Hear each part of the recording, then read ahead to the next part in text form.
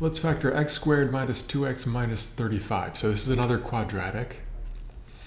But what we should notice here is that both the linear term and the constant term have negative coefficients. So b and c are both negative this time.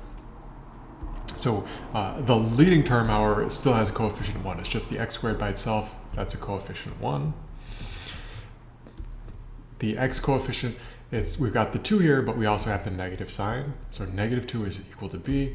And the constant term, we've got a negative 35. So negative 35 is our c. So we go through the same steps. We draw a diagram like we have over here. And we fill in the top and bottom boxes with c and b respectively. So in the top, we're going to put our negative 35. And at the bottom, we're going to put our negative 2.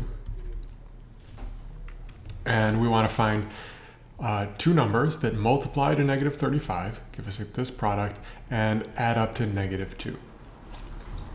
So let's do some experimentation here. See if we can find a factorization of negative 35 into two factors that add up to negative 2.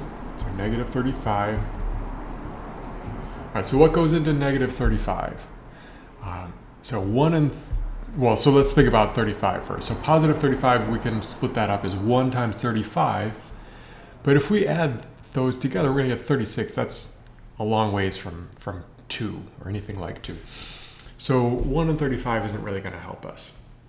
But we know that 35 is the same thing as 5 times 7.